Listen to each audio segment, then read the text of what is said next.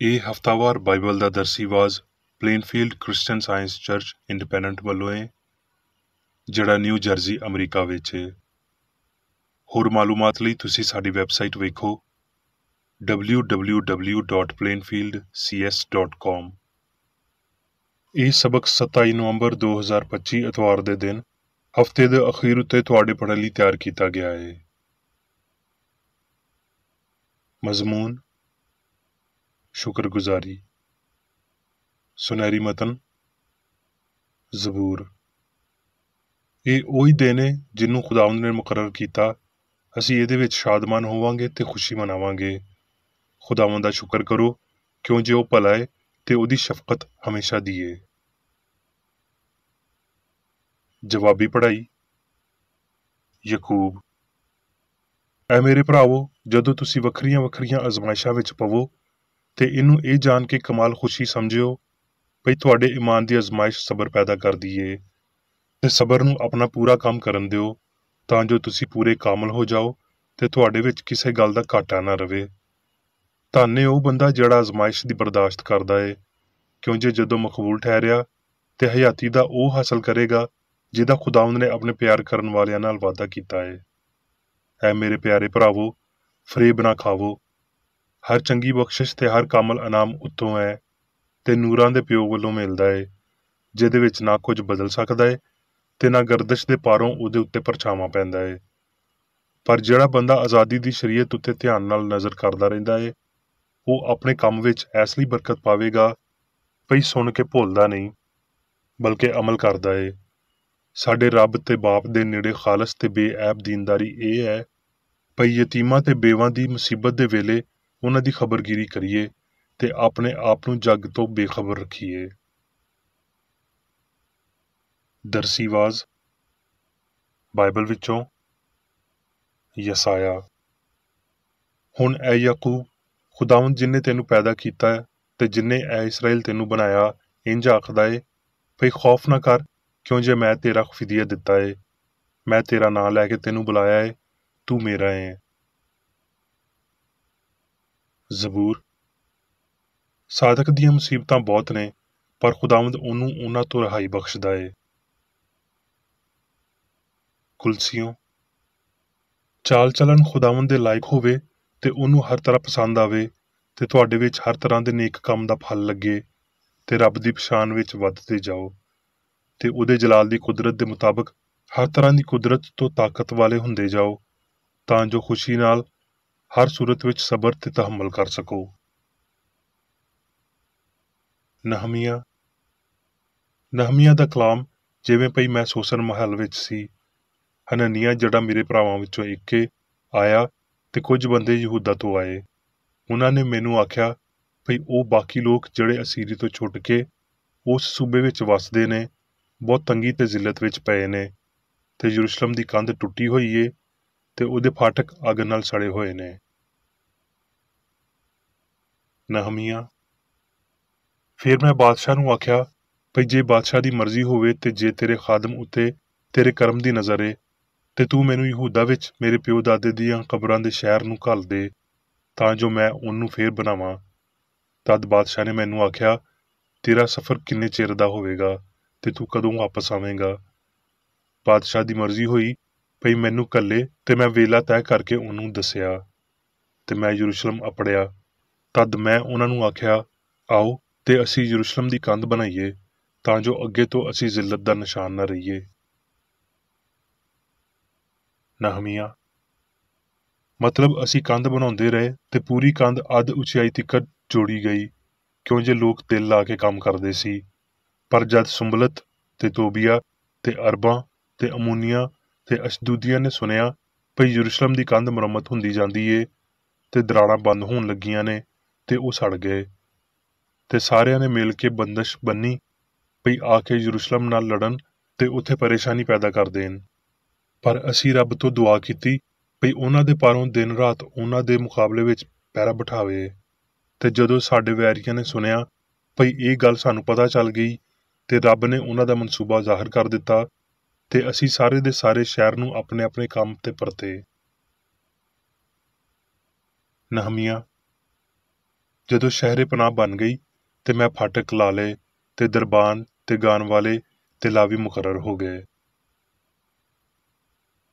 ਨਹਿਮੀਆ ਤੇ ਸਾਰੇ ਲੋਕੀ ਇੱਕ ਹੋ ਕੇ ਇਕੱਠੇ ਹੋਏ ਤੇ ਉਹਨਾਂ ਨੇ ਅਜ਼ਰੀਆ ਫਕੀ ਨੂੰ ਆਖਿਆ ਭਈ ਮੂਸਾ ਦੀ ਸ਼ਰੀਅਤ ਦੀ ਕਿਤਾਬ ਲਿਆਵੇ, ਤੇ ਉਹਨਾਂ ਨੇ ਉਸ ਕਿਤਾਬ ਯਾਨੀ ਰੱਬ ਦੀ ਸ਼ਰੀਅਤ ਵਿੱਚੋਂ ਸਾਫ਼ ਆਵਾਜ਼ ਨਾਲ ਪੜ੍ਹਿਆ।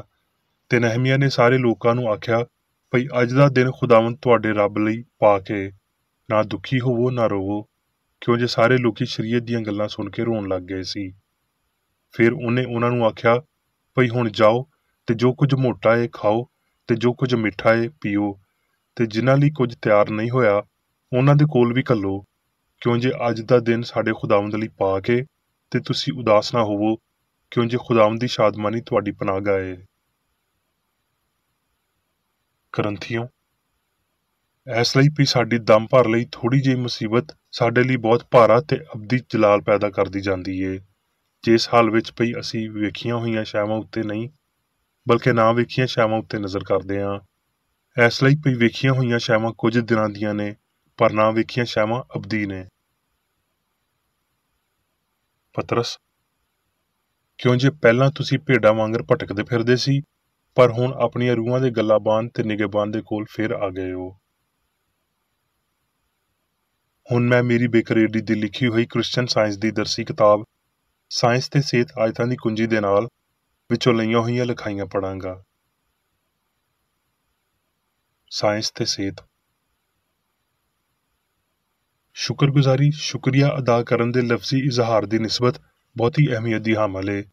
ਲਫ਼ਜ਼ਾਂ ਦੀ ਬਜਾਏ ਅਮਲ ਬਹੁਤੀ ਸ਼ੁਕਰਗੁਜ਼ਾਰੀ ਨੂੰ ਜ਼ਾਹਰ ਕਰਦਾ ਏ।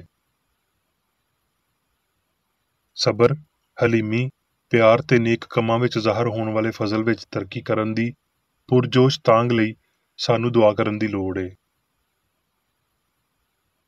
ਜੇ ਅਸੀਂ ਹਯਾਤੀ, ਹੱਕ ਤੇ ਮੁਹੱਬਤ ਲਈ ਨਾ ਸ਼ੁਕਰਗੁਜ਼ਾਰ ਹਾਂ ਤੇ ਫਿਰ ਵੀ ਸਾਰੀਆਂ ਨੇਮਤਾਂ ਲਈ ਰੱਬ ਦਾ ਸ਼ੁਕਰ ਅਦਾ ਕਰਦੇ ਹਾਂ, ਤੇ ਅਸੀਂ ਮੁਨਾਫਕ ਤੇ ਉਸ ਸ਼ਦੀਦ ਮਲਾਮਤ ਨੂੰ ਆਪਣੇ ਉੱਤੇ ਲੈ ਲੈਂਦੇ ਹਾਂ ਜਿਹੜੀ ਮਾਲਕ ਰਿਆਕਾਰਾਂ ਲਈ ਬਿਆਨ ਕਰਦਾ ਏ। ਅਜਿਹੀ ਸੂਰਤ ਵਿੱਚ ਸਿਰਫ ਇੱਕ ਦੁਆ ਹੀ ਕਾਬਲੇ ਕਬੂਲ ਏ ਭਈ ਆਪਣੇ ਬੁੱਲਾਂ ਉੱਤੇ ਉਂਗਲੀ ਰੱਖ ਕੇ ਸਾਡੀਆਂ ਨੇਮਤਾਂ ਨੂੰ ਯਾਦ ਕੀਤਾ ਜਾਵੇ, ਜਦੋਂ ਦਿਲ ਇਲਾਹੀ ਸੱਚਾਈ ਤੇ ਮੁਹੱਬਤ ਤੋਂ ਕੋਸੋਂ ਦੂਰ ਹੋਵੇ ਤੇ ਅਸੀਂ ਵੀਰਾਨ ਹਯਾਤੀਆਂ ਦੀ ਨਾਸ਼ੁਕਰੀ ਨੂੰ ਲੁਕੋ ਨਹੀਂ ਸਕਦੇ। ਮਾਦੇ ਦੀ ਫਰਜ਼ੀ ਹਯਾਤੀ ਉੱਤੇ ਅਕੀਦੇ ਦੇ ਤੇਜ਼ ਤਰੀਨ ਤਜਰਬੇ, ਇਹਦੇ ਇਲਾਵਾ ਸਾਡੀਆਂ ਮਾਯੂਸੀਆਂ ਤੇ ਨਾ ਮੁੱਕਣ ਵਾਲੀਆਂ ਪਰੇਸ਼ਾਨੀਆਂ ਸਾਨੂੰ ਇਲਾਹੀ ਮੁਹੱਬਤ ਦੀਆਂ ਬਾਹਾਂ ਵਿੱਚ ਤੱਕੇ ਹੋਏ ਬਾਲਾਂ ਵਾਂਗਰ ਅਪੜਾਉਂਦੇ ਨੇ। ਫਿਰ ਅਸੀਂ ਇਲਾਹੀ ਸਾਇੰਸ ਵਿੱਚ ਹਯਾਤੀ ਨੂੰ ਸਿੱਖਣਾ ਸ਼ੁਰੂ ਕਰਦੇ ਹਾਂ। ਮੁਹੱਬਤ ਦੀ ਸੇਧ ਦੇਣ ਵਾਲੀ ਮੁਲਾਮਤ ਦੇ ਰਾਹੀਂ ਰਾਸਤਬਾਜ਼ੀ, ਅਮਨ ਤੇ ਪਾਕੀਜ਼ਗੀ ਵੱਲ ਸਾਡੇ ਵਧਣ ਵਿੱਚ ਮਦਦ ਕੀਤੀ ਜਾਂਦੀ ਏ, ਜਿਹੜੇ ਸਾਇੰਸ ਦੇ ਇਮਤਿਆਜ਼ੀ ਨਿਸ਼ਾਨ ਨੇ। ਅਸੀਂ ਇਲਾਹੀ ਫਿਤਰਤ ਦੇ ਇਜ਼ਹਾਰ ਦੇ ਰਾਹੀਂ ਮਸੀਹਤ ਦੀ ਸਾਇੰਸ ਤਿਕਰ ਅਪੜਦੇ ਹਾਂ, ਪਰ ਇਸ ਭੈੜੇ ਜੱਗ ਵਿੱਚ ਨੇਕੀ ਦੀ ਬਦਨਾਮੀ ਹੋਵੇਗੀ ਤੇ ਸਬਰ ਤਜਰਬਾ ਲਿਆਵੇਗਾ।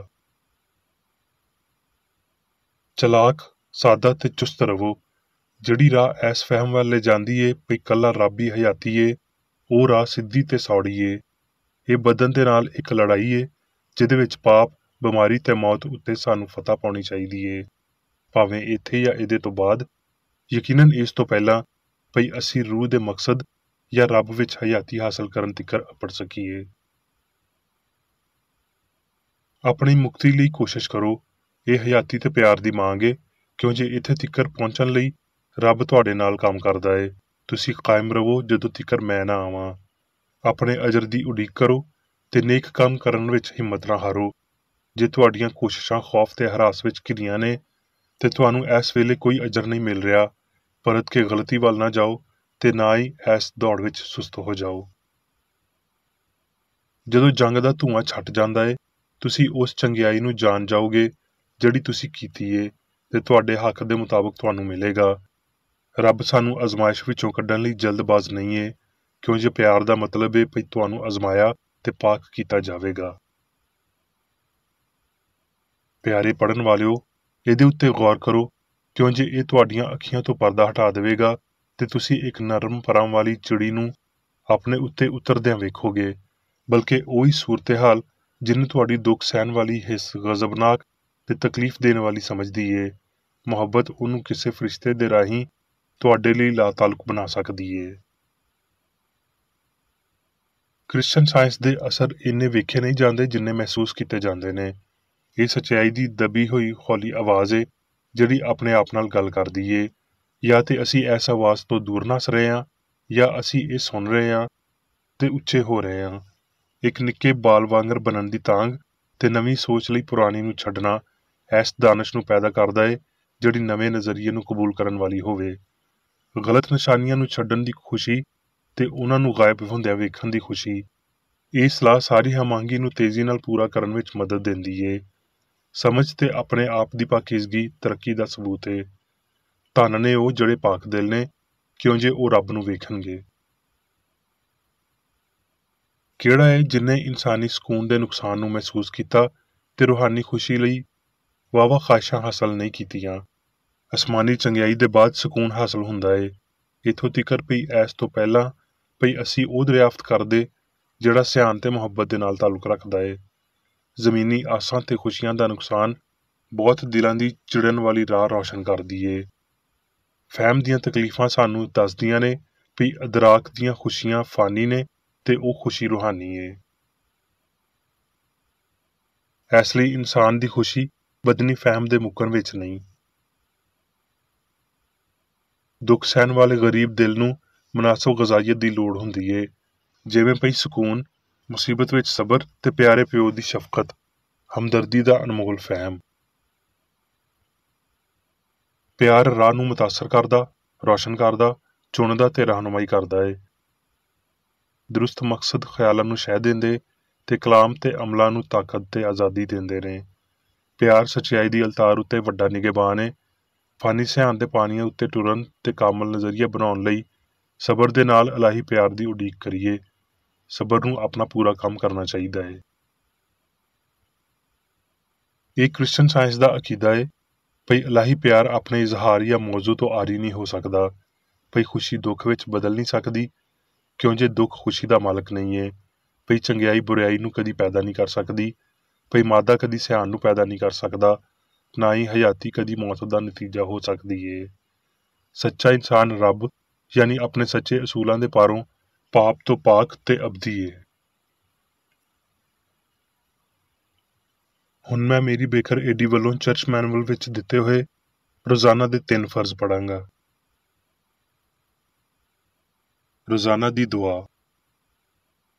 ਇਸ ਚਰਚ ਦੇ ਹਰ ਰੁਕਨ ਦਾ ਇਹ ਫਰਜ਼ ਏ ਭਈ ਉਹ ਹਰ ਰੋਜ਼ ਇਹ ਦੁਆ ਕਰੇ, ਤੇਰੀ ਬਾਦਸ਼ਾਹੀ ਆਵੇ, ਇਲਾਹੀ ਸੱਚਾਈ, ਹਯਾਤੀ ਤੇ ਪਿਆਰ ਦੀ ਸਲਤਨਤ ਮੇਰੇ ਅੰਦਰ ਕਾਇਮ ਹੋਵੇ ਤੇ ਸਾਰੇ ਪਾਪ ਮੈਥੋਂ ਨਿਕਲ ਜਾਣ ਤੇ ਤੇਰਾ ਕਲਾਮ ਸਾਰੇ ਇਨਸਾਨਾਂ ਦੇ ਪਿਆਰ ਨੂੰ ਵਧਾਵੇ ਤੇ ਉਹਨਾਂ ਉੱਤੇ ਹਕੂਮਤ ਕਰੇ। ਮਕਸਦਾਂ ਤੇ ਕੰਮਾਂ ਦਾ ਇੱਕ ਅਸੂਲ। ਨਾ ਕੋਈ ਮੁਖਾਲਫਤ ਤੇ ਨਾ ਕੋਈ ਜ਼ਾਤੀ ਤਾਲੁਕ ਮਾਦਰੀ ਚਰਚ ਦੇ ਕਿਸੇ ਰੁਕਨ ਦੇ ਮਕਸਦਾਂ ਜਾਂ ਕੰਮਾਂ ਉੱਤੇ ਅਸਰ ਕਰਨੇ ਚਾਹੀਦੇ। ਸਾਇੰਸ ਵਿੱਚ ਬਸ ਇਲਾਹੀ ਪਿਆਰ ਹੀ ਹਕੂਮਤ ਕਰਦਾ ਏ ਤੇ ਇੱਕ ਮਸੀਹੀ ਸਾਇੰਸਦਾਨ ਪਾਪ ਨੂੰ ਰੱਦ ਕਰਦਿਆਂ ਹੋਏ ਸੁੱਚੀ ਭਰਾਬੰਦੀ, ਖੈਰਾਤ ਪਸੰਦੀ ਤੇ ਮਾਫੀ ਨਾਲ ਪਿਆਰ ਦੀਆਂ ਮਿੱਠੀਆਂ ਸਚਾਈਆਂ ਦਾ ਪਰਛਾਵਾਂ ਬਣਦਾ ਏ। ਇਸ ਚਰਚ ਦੇ ਸਾਰੇ ਰੁਕਨਾਂ ਨੂੰ ਸਾਰੇ ਪਾਪਾਂ ਤੋਂ, ਗਲਤ ਤਰ੍ਹਾਂ ਦੀਆਂ ਪੇਸ਼ਨਗੋਈਆਂ, ਮੁਨਸਫੀਆਂ, ਮੁਜ਼ਮਤਾਂ, ਸਲਾਵਾਂ, ਗਲਤ ਅਸਰਾਂ ਨੂੰ ਲੈਣ ਤੇ ਗਲਤ ਅਸਰ ਦੇਣ ਤੋਂ ਆਜ਼ਾਦ ਰਹਿਣ ਲਈ ਹਰ ਰੋਜ਼ ਖਿਆਲ ਰੱਖਣਾ ਚਾਹੀਦਾ ਏ ਤੇ ਦੁਆ ਕਰਨੀ ਚਾਹੀਦੀ ਏ। ਫਰਜ਼ ਲਈ ਚੁਸਤੀ।